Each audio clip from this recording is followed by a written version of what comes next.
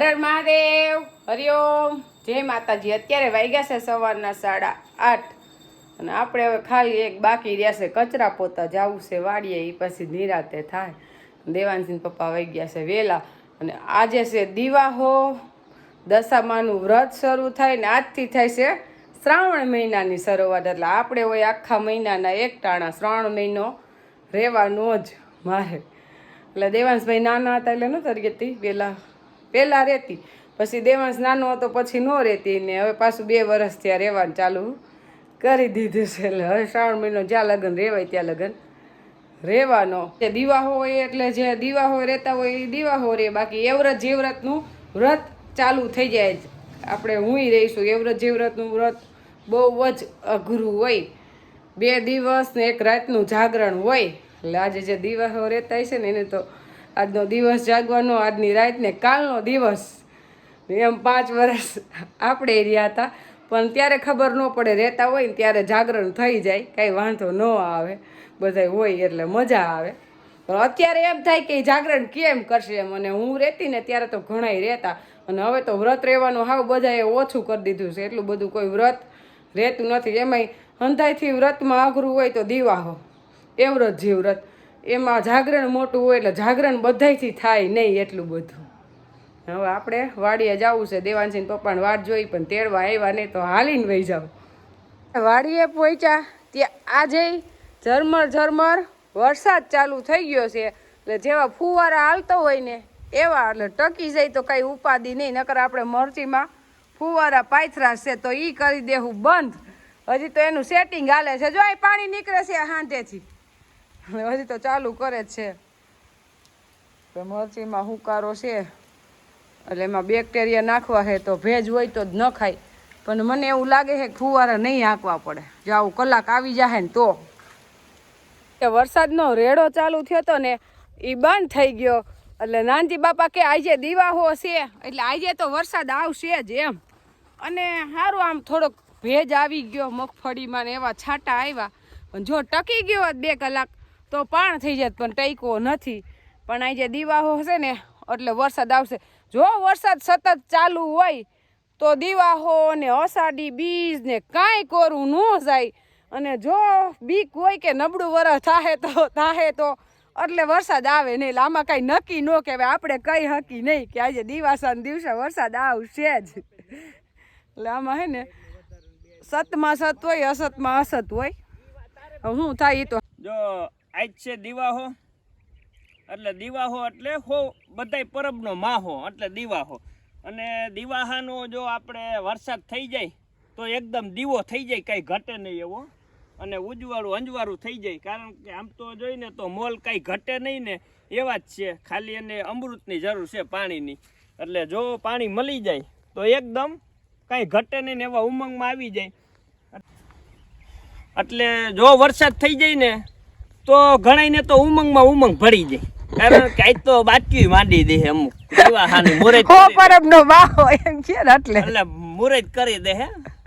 એટલે આપણે કઈ એટલું બધું રમતા નથી, રમી નહીં નાખી એમ। કઈ રીતે રમી? આપણે રમી હાઈતમ આઈટમ 2 દિવસ, ઈ ક્યાંય બહાર રમવા નહીં જવાનું ને અમે ઘરના પરિવાર જ રમતા હોય, એટલે હાઈતમ આઈટમ ઉપર આપણે ફરવા જવું ગમે નહીં। પણ અમે તો અમારી ઘરે હે ને અમે બધી બેનું જ રમતી હોય, જાજી તો હાથે બેનું રમી અમે કોઈ બીજું ન હોય, એટલે ઘરના જ રમીએ ને આપણે રમી તો એ 2 હાઈતમ ને આઈટમ 2 દી એ બહાર નહીં, આપણે જેમ કેમ કા ભાખરો રમીને કા અહીંયા ભાઈઓ કુટુંબ બધે ભાઈઓ ભેગા થઈને રમી, બાકી બહારના વાયરે રમવાનો શોખ નહીં, ત્યાં રમતાય ન આવડે। આપણા ઘરથી બીજા ઘરે જઈને તો અહીંયા આપણે રમતાય ન આવડે, કારણ કે આપણે રહીમાં જ ન હોય। એ કે ને આપણે જુગાર રમતાય ને એને આવડે, એ રમત આપણે મોટા જુગારી હોય એને આપણે થોથરાઈ જઈએ, એટલે આપણું કામ નહીં થોથરાવું।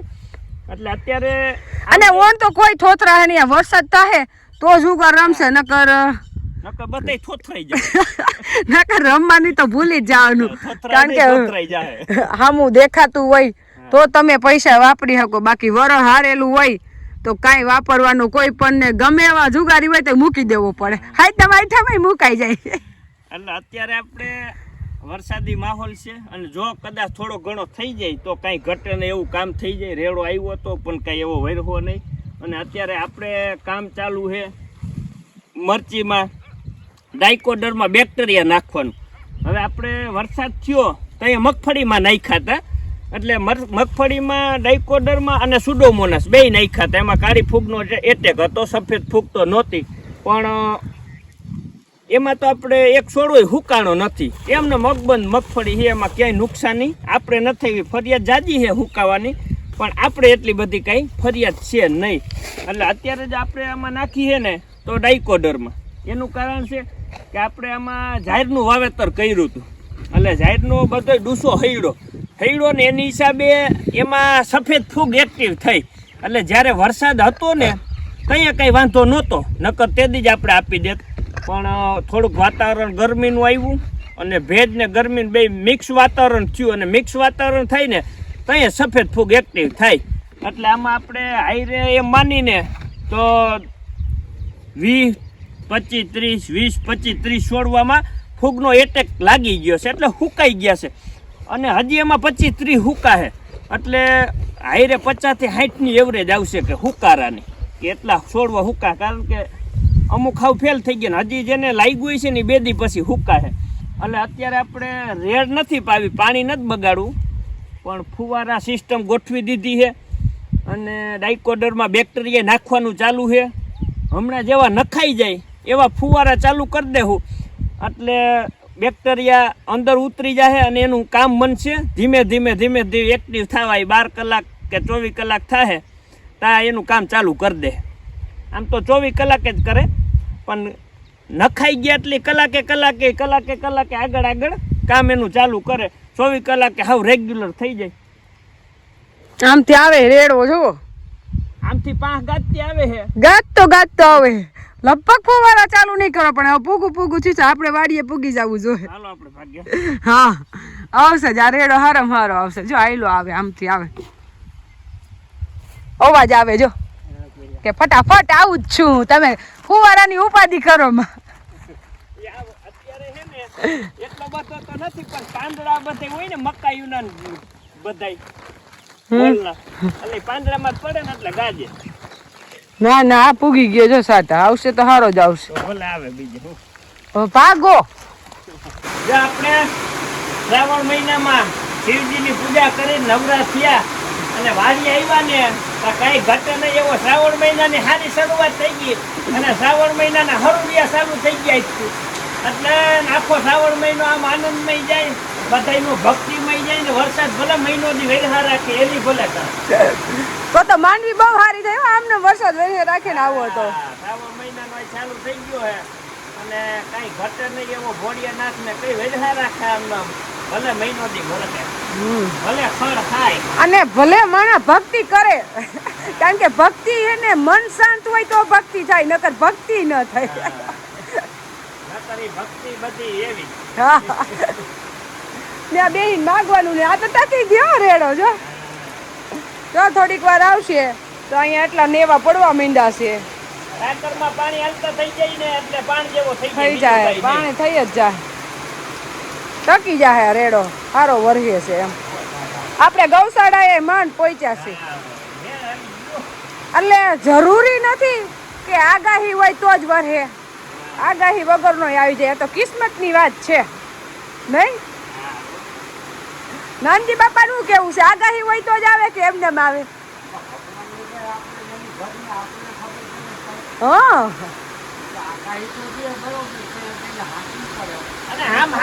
આમ આગાહી છે છૂટા સવાય હળવા મધ્યમ વરસાદની તો છે, એટલે આપણે એમાંય ન કહી શકીએ કે આગાહી નથી.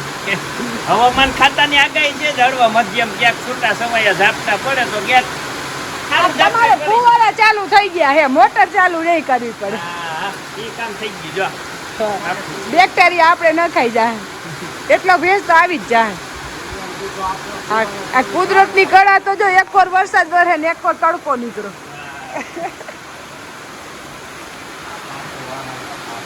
એ તો આવે જ છે, ત્યાંથી જ રેડો મંડાણો એ ચાલુ જ છે. જો હાઈલો જ આવે, આ રેડો બંધ નહીં થાય જલ્દી.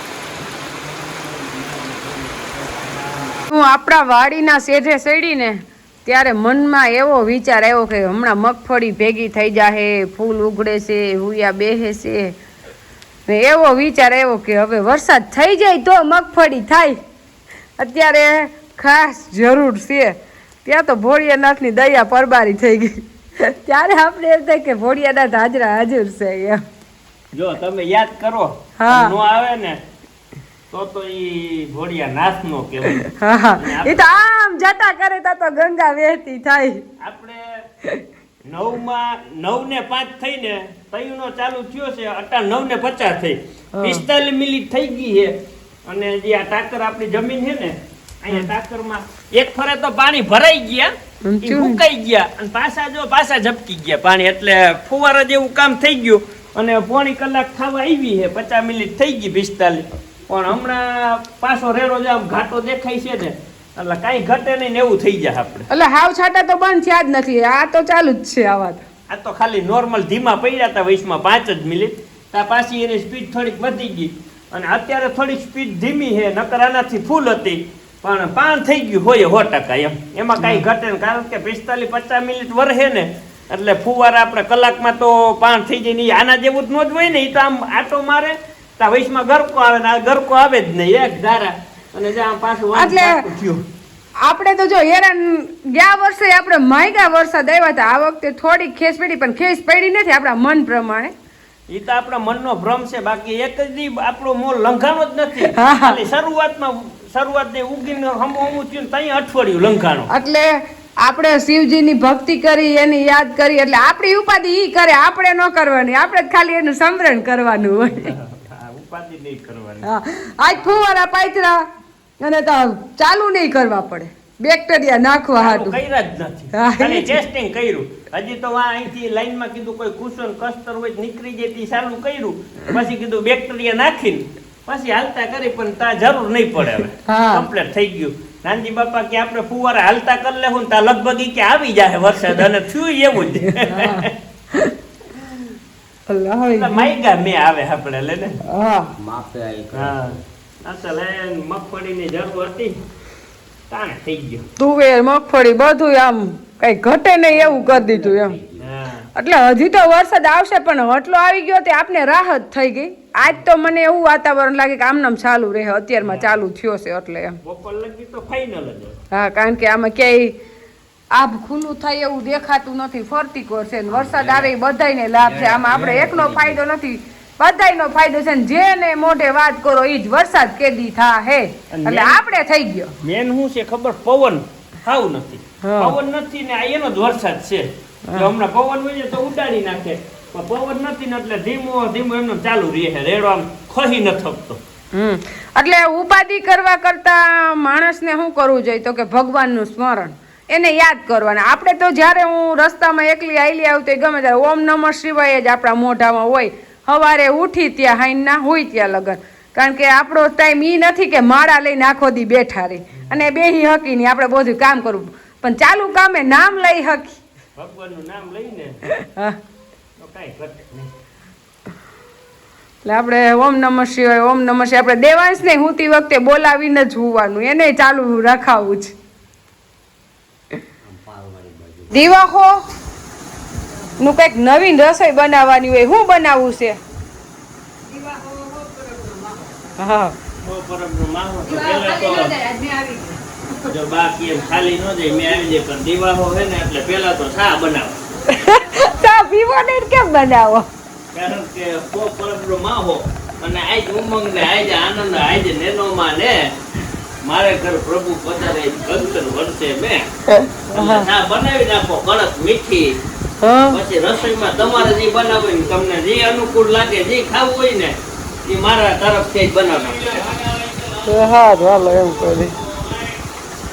આજે દીવાહાની રસોઈમાં લગભગ તો આપણે ગયરા થેપલા જોઈ, એટલે આજે આપણે ગયરા થેપલા જ બનાવ્યા છે. અને ગયરા થેપલાનો ભાઈબંધ હોય તો વાના ચણાના રોટલા, ભી આપણે બાપુજી વઈ ગયા તે દીના બંધ કરી દીધા, બનાવતા જ નથી.